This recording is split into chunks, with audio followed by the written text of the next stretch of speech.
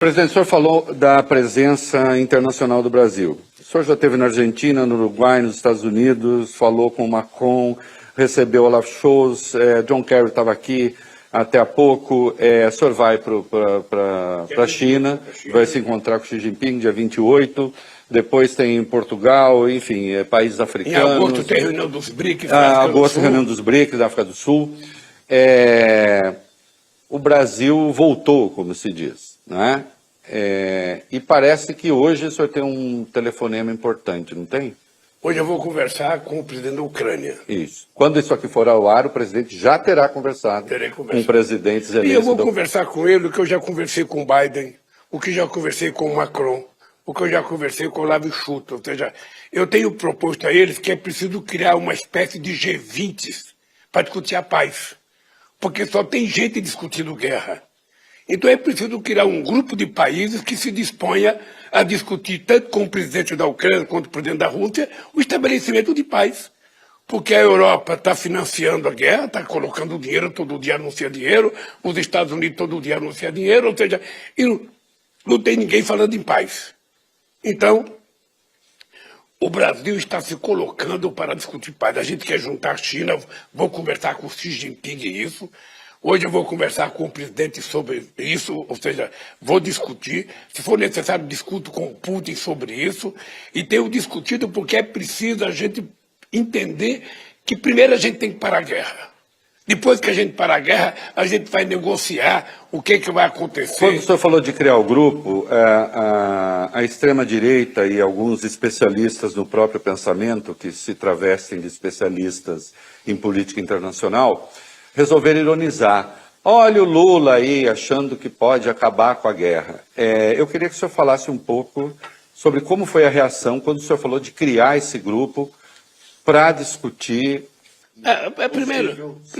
Primeiro é importante o seguinte, porque tem muita gente que fala muita bobagem tentando passar a ideia de que entende e não entende de nada. Veja, é o seguinte, você tem que encontrar alguma coisa que possa justificar você retomar a paz. Veja, e a guerra já está há um ano. Essa guerra está influenciando muita coisa do mundo. Aqui o Brasil está sendo vítima dessa guerra por conta do fertilizante. Parte da inflação no mundo é por conta dessa guerra. Então, não dá para todo mundo ficar olhando. Sabe, alguém tem que chamar para conversar. Eu vou te contar um exemplo. O acordo do Irã, que o Celso Amorim e eu e o presidente da Turquia fomos fazer. Quando a gente decidiu ir conversar com a Ahmadinejad, o Obama não queria que a gente fosse, a Angela Merkel não queria que a gente fosse, o Xi Jinping não queria que a gente fosse, o Medvedev não queria que a gente fosse, apenas o Sarkozy naquele tempo concordava que a gente fosse lá. Quando eu cheguei em Teherã, eu tinha recebido 2 telefonemas do Obama de que eu ia ser enganado porque não dava para fazer acordo com a Ahmadinejad. Nós fomos lá e fizemos o acordo de enriquecimento de urânio igualzinho o Brasil tem. E eu disse para a Ahmadinejad, eu desejo para você o que o Brasil tem. E na nossa Constituição está garantido que a gente não quer, sabe, a questão de arma nuclear. É isso. Os especialistas no próprio pensamento, que se travestem de especialistas em política internacional, resolveram ironizar. Olha o Lula aí achando que pode acabar com a guerra. Eu queria que o senhor falasse um pouco sobre como foi a reação quando o senhor falou de criar esse grupo para discutir um possível cessar-fogo. Primeiro é importante o seguinte, porque tem muita gente que fala muita bobagem tentando passar a ideia de que entende e não entende de nada. Veja, é o seguinte, você tem que encontrar alguma coisa que possa justificar você retomar a paz. Veja, e a guerra já está há um ano. Essa guerra está influenciando muita coisa do mundo. Aqui o Brasil está sendo vítima dessa guerra. Mas parte da inflação que está aqui no mundo... Parte da inflação no mundo é por conta dessa guerra. Então, não dá para todo mundo ficar olhando. Sabe, alguém tem que chamar para conversar. Eu vou te contar um exemplo. O acordo do Irã, que o Celso Amorim e eu e o presidente da Turquia fomos fazer. Quando a gente decidiu ir conversar com a Ahmadinejad, o Obama não queria que a gente fosse, a Angela Merkel não queria que a gente fosse, o Xi Jinping não queria que a gente fosse, o Medvedev não queria que a gente fosse, apenas o Sarkozy naquele tempo concordava que a gente fosse lá.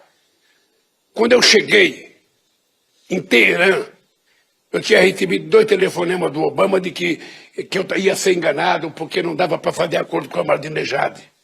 Nós fomos lá e fizemos o acordo de enriquecimento de urânio igualzinho o Brasil tem.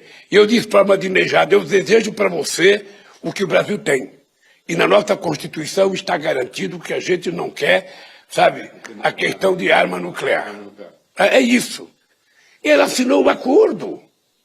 Assinou o acordo. Quando nós pensamos que o mundo iria agradecer o Brasil por causa do acordo, o mundo aumentou a punição, o bloqueio ao Irã. E depois de 3 anos fizeram um acordo pior do que aquele que nós fizemos.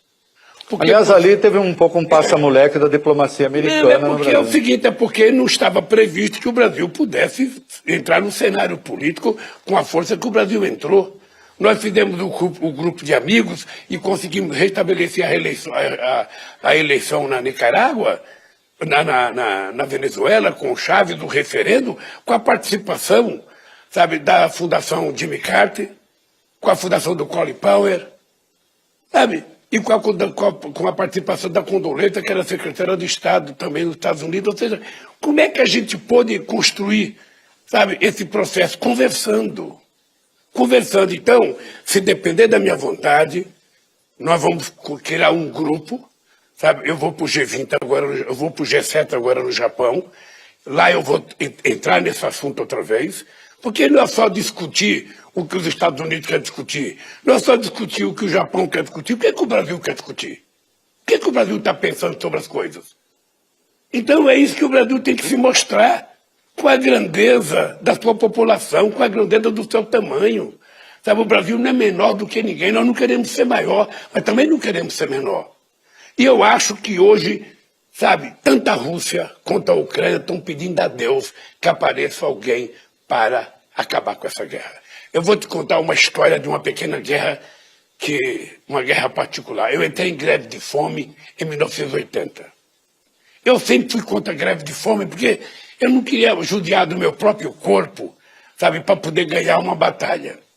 Entrei na greve de fome, ficamos 6 dias em greve de fome. E o presidente da FED falou o seguinte, olha, eu só negocio com eles se eles aguentarem ficar até o ano que vem de greve de fome. Então a greve de fome era uma coisa inócua.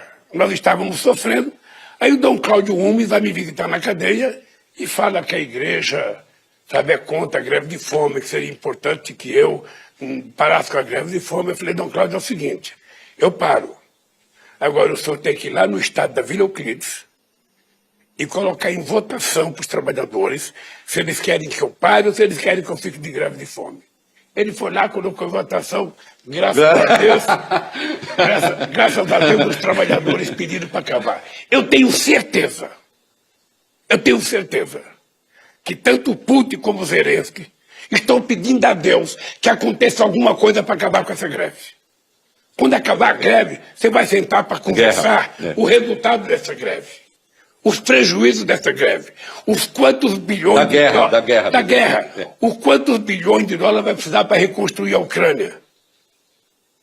Sim. Porque as vidas dos russos que morreram e dos ucranianos não serão recuperadas mais. O senhor acha que esse caminho é possível? Eu acho que é necessário. Ô, gente, toda guerra tem um fim. E essa guerra tem que ter um fim. Nós não precisamos ficar, sabe, destruindo ponte, destruindo prédio, destruindo, sabe, a troco do quê?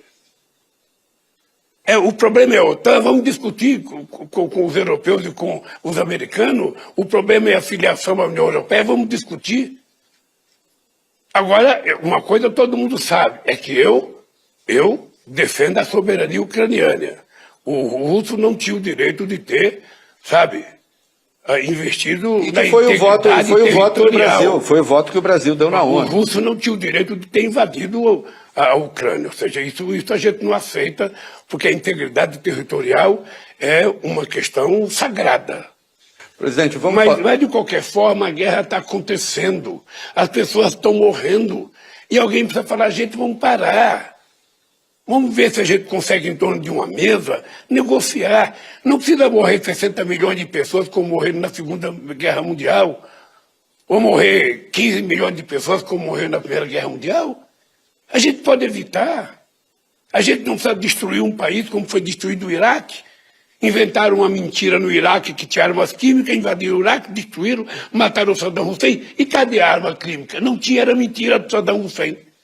O Saddam Hussein E mentiu. os desastres que derivaram de lá são O impressionantes. Saddam Hussein mentiu que tinha, o Bush mentiu que tinha e não tinha. E acabou com o país. Então, o que eu acho é que, numa mesa de negociação, a gente pode fazer milagre.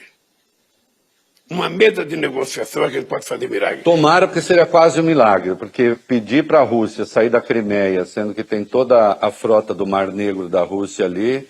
Veja, eu não sei... Aqui é só batendo um papo. Eu não sei qual é o espaço, possivelmente pedir para a Rússia sair da Crimeia seja o impossível, tá? Mas pode ter outras coisas que você pode pedir. Claro. Sabe? Pedir para a Ucrânia, sabe, aceitar a ocupação do seu território, sabe, é difícil. Mas pode ter outras coisas para a gente conversar. Sim. O que precisa, na verdade, é sentar na mesa de negociação.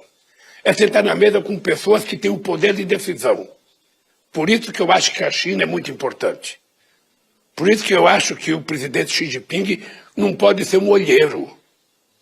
Ele tem que ser um ator. E ele pode influenciar tanto na Ucrânia, quanto influenciar na Rússia, e quanto influenciar no debate dentro dos Estados Unidos. É isso que eu quero conversar. Tomara que Agora, seja para alguns brasileiros que têm complexo de vira-lata, que acham que o Brasil não pode nada, que acham que o Brasil é pequeno, que acham que, sabe? Esses não acreditam em nada. Expressão do Nelson Rodrigues.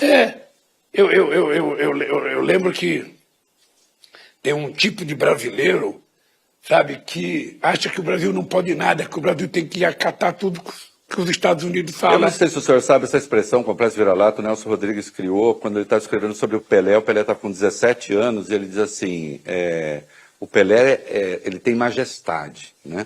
E quando o Pelé chegar lá na Suécia, o Pelé vai estraçalhar, como ele estraçalhou, né? E disse assim, e finalmente acabará o complexo de vira-lata, né? O Pelé era um pouco um exemplo do não vira-lata, né? Daquele que se impõe, e se impõe pelo talento. Olha, Reinaldo, é uma coisa muito engraçada. Eu vou te contar um episódio. Na primeira reunião que eu fui participar do G8, eu fui convidado pelo Chirac. Foi na cidade de Evian. Eu vou te contar uma cena que você pode imaginar. Vai passar um filme na tua cabeça. Imagina, chega em Evian, um metalúrgico, só tem o quarto ano primário e um curso do Senai, não fala uma palavra em inglês, entende meia dúzia de palavras em espanhol, e eu olho para dentro de uma sala e está lá todos os presidentes, o rei Abdallah da Arábia Saudita, o Bush, o Tony Blair, o Chirac, todo mundo. E não podia entrar intérprete comigo. Eu fiquei pensando, meu Deus do céu, como é que eu vou entrar? Eu não entendo uma palavra, aí o meu intérprete falou assim para mim, presidente, não tem problema, você entra lá, bota aquele aparelho aqui no ouvido, que se você tossir, eu vou tossir por você. Uhum. Aí eu entrei, mas o que me motivou aí? Eu fiquei pensando naquelas pessoas, eu falei, escuta aqui, qual desse presidente aqui já trabalhou numa fábrica? Qual desses presidentes aqui já morou numa rua que entra 1,5 metro de água dedicada? Porque eu morei na Ponte Preta em São Caetano, entrava na Ponte Preta em São Paulo, na divisa com São Caetano, entrava 1,5 metro de água dentro de casa. Você acordava de noite com um rato tentando escapar, com barata tentando escapar, a gente tentando levantar o que a gente tinha, uma cama velha, uma geladeira. Ou seja, eu fiquei pensando, qual desses presidentes já passou por isso? Então é o seguinte, olha, eu tenho autoridade moral para entrar aí, mesmo que eu não fale nenhuma palavra. Entrei, fui conversar e, graças a Deus, a gente conquistou o respeito. Porque respeito é uma coisa boa quando a gente dá e a gente exige que seja respeitado. Eu gosto de dar e gosto de receber. E a gente só é respeitado quando a gente anda de cabeça erguida. quando a gente não tem o complexo de vira-lata, o complexo de pequenez, o complexo de inferioridade, não. Sabe? O Brasil é um país importante, o povo brasileiro é um povo importante, então é em nome deles que eu ando de cabeça erguida.